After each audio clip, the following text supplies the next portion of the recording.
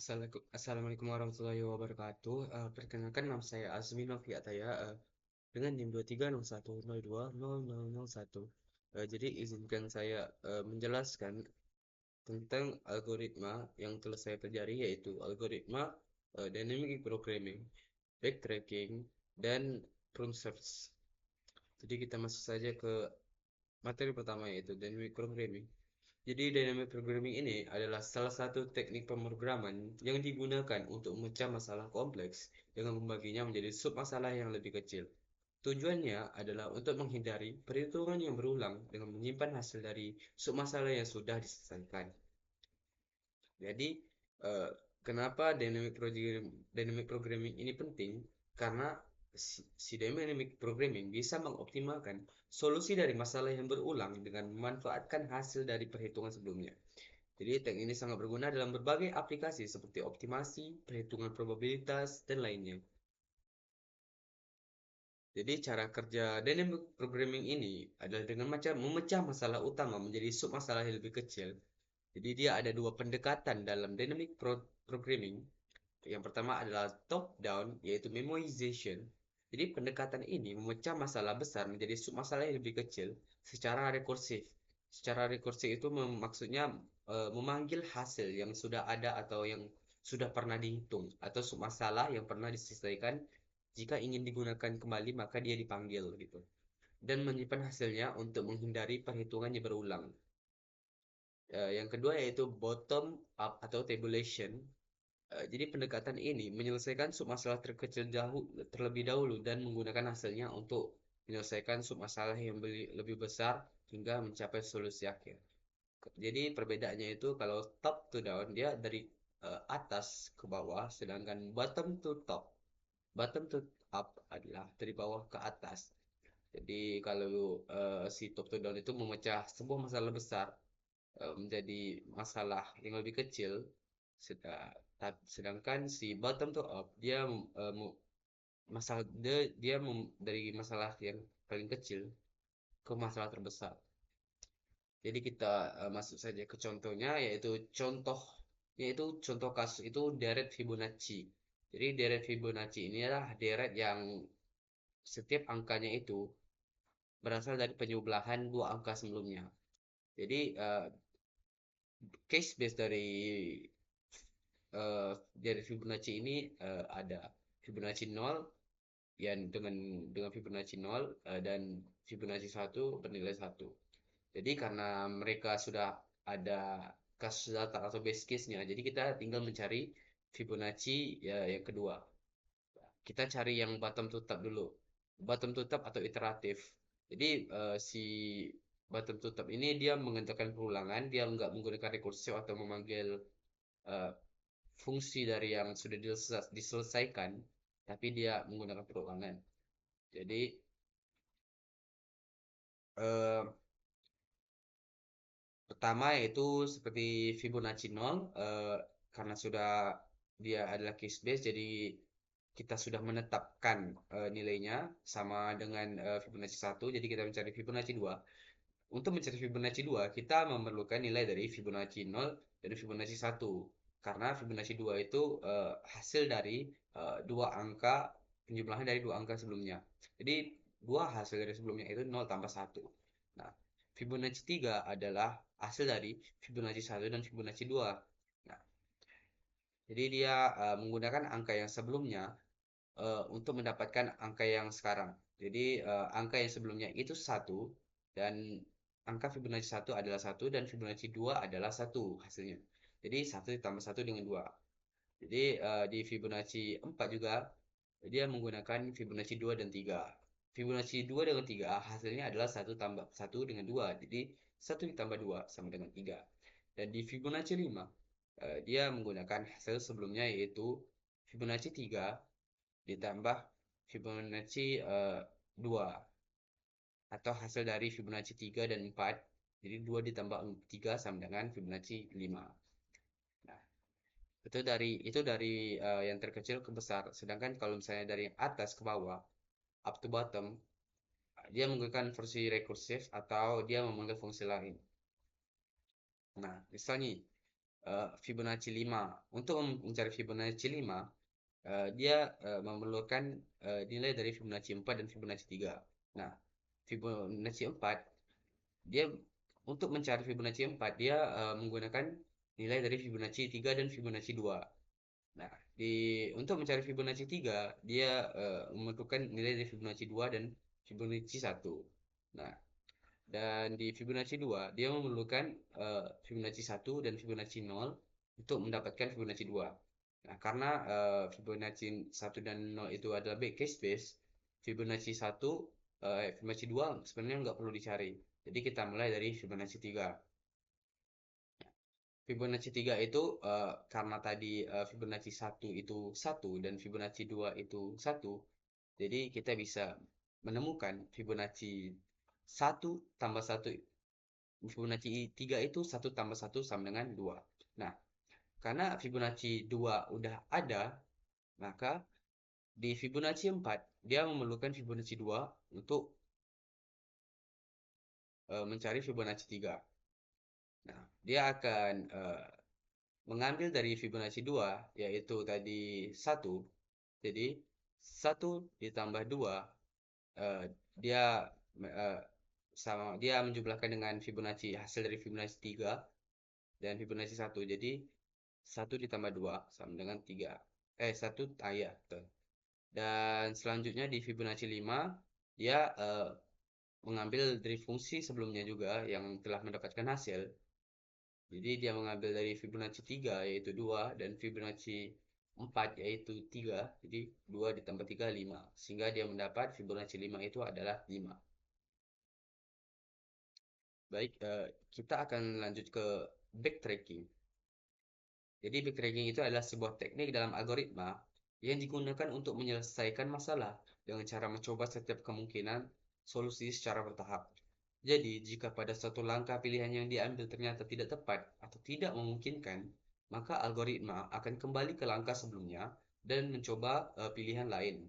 Jadi, proses ini terus diulang sampai kita menemukan solusi yang benar atau semua kemungkinan telah dicoba. Jadi kenapa si backtracking ini penting? Karena dia memberikan metode yang sistematis dan terstruktur untuk menjelajahi semua kemungkinan dalam mencari solusi, terutama pada masalah yang kompleks seperti puzzle, kombinasi, dan penjadwalan. Dengan menggunakan backtracking, kita dapat memastikan bahwa tidak ada solusi yang terlewat. Selain itu, teknik ini bisa dikomunikasikan dengan pruning atau pruning search untuk mempercepat proses pencarian sehingga lebih efisien dibanding mencoba-coba secara acak. Arti pruning search ini sendiri nanti kita akan bahas di materi selanjutnya. Jadi cara kerja si backtracking ini seperti yang dibilang tadi, dia akan memilih segala kemungkinan yang mungkin untuk mendapatkan solusi atau dia akan mencoba segala kemungkinan. Jadi dia akan mengecek apakah langkah itu oke. Jika langkah itu oke, maka dia akan lanjut ke langkah berikutnya. Tapi kalau misalnya langkah itu mentok atau salah, maka dia akan balik ke langkah sebelumnya dan mencoba mencari pilihan yang lain.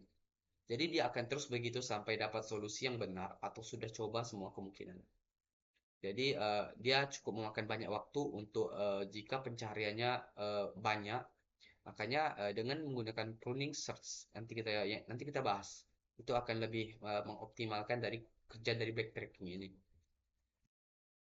Nah, jadi bisa dilihat um, contoh gambar. Jadi dia adalah contoh dari pohon backtracking. Jadi dia fungsinya kayak gini.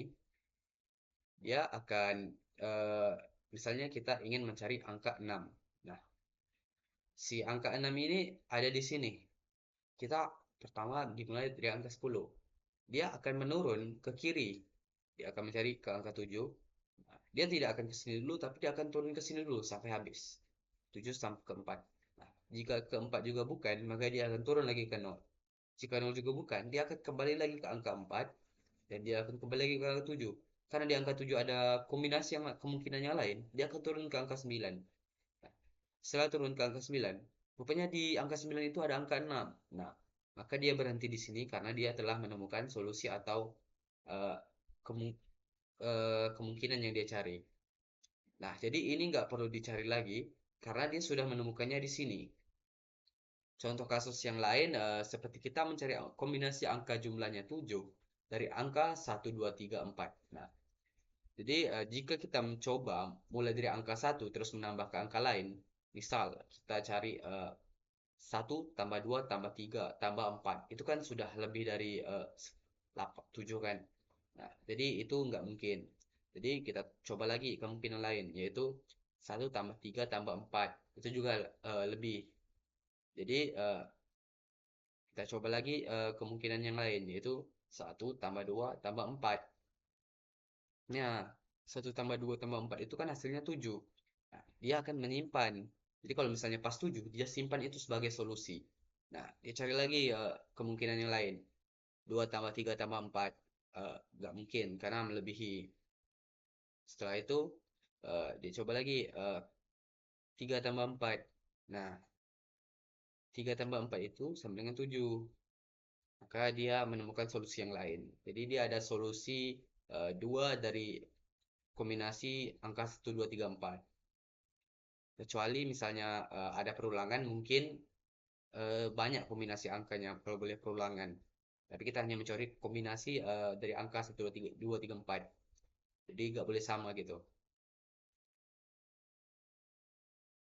Baik, jadi kita akan melanjutkan ke prune search. Jadi prune search ini adalah teknik memotong atau mengabaikan cabang-cabang pencarian yang sudah jelas tidak mungkin menghasilkan solusi yang baik atau memenuhi syarat. Dengan begitu, kita tidak perlu mencoba semua kemungkinan sampai habis. Jadi kenapa si proses ini penting? Dia membantu mempercepat proses pencarian solusi. Dia juga mengurangi pekerjaan yang sia-sia dengan menghindari eksplorasi jalur yang sudah pasti gagal. Dan dia juga membuat algoritma seperti backtracking yang tadi saya bilang. Dia membuat backtracking itu menjadi lebih cepat karena dia memotong semua cabang yang memungkinkan jawaban dia itu melenceng atau nggak benar gitu. Jadi dia memotong kemungkinan itu untuk mempercepat si backtracking. Karena kan si backtracking itu mencoba segala kemungkinan yang ada. Jadi dia hanya memotong segala kemungkinan yang salah itu biar si backtracking ini lebih cepat. Jadi cara kerja si prunser ini seperti kita gunakan contoh tadi saja. Dia menggunakan kombinasi angka 1, 2, 3, 4 untuk mendapatkan jumlah yang 7. Jadi saat jumlahnya sementara sudah lebih dari 7, dia akan langsung berhenti dan kembali ke prune. Jadi dia tidak akan melanjutkan cabang itu. Jadi dia nggak perlu mencoba semua kombinasi yang jelas dan nggak mungkin benar. Bukan hanya menghemat waktu, dia juga menghemat mungkin kayak resource atau apalah.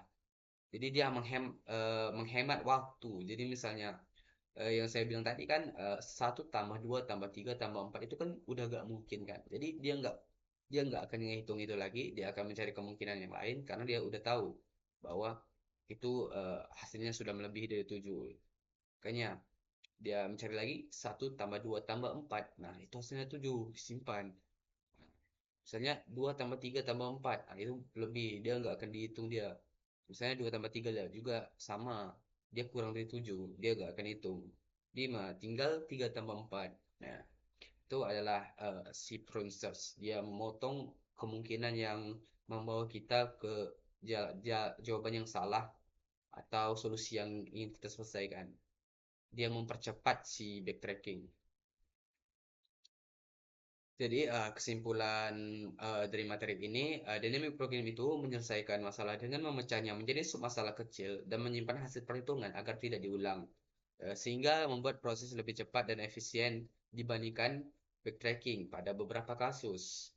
Sedangkan backtracking adalah teknik untuk mencoba semua kemungkinan solusi secara sistematis dan kembali ke langkah sebelumnya saat menemui jalan buntu. Metode ini cocok untuk masalah pencarian solusi seperti kombinasi dan puzzle, tapi bisa lambat jika jumlah kemungkinannya sangat banyak. Contohnya, contoh simpel saja seperti labirin. Misalnya kita menemui jalan buntu, pasti kita balik ke langkah sebelumnya kan, untuk mencari jalan lain. Itulah untuk backtracking. Dan si proses adalah teknik yang mempercepat proses pencarian solusi dengan memotong cabang yang jelas tidak mungkin menghasilkan solusi sehingga menghindari pekerjaan yang sia-sia dan membuat backtracking lebih efisien. Baik, itulah penjelasan yang bisa saya sampaikan tentang 3 algoritma yang telah saya pelajari. Jika ada kurang saya mohon maaf. Saya akhiri dengan Assalamualaikum warahmatullahi wabarakatuh.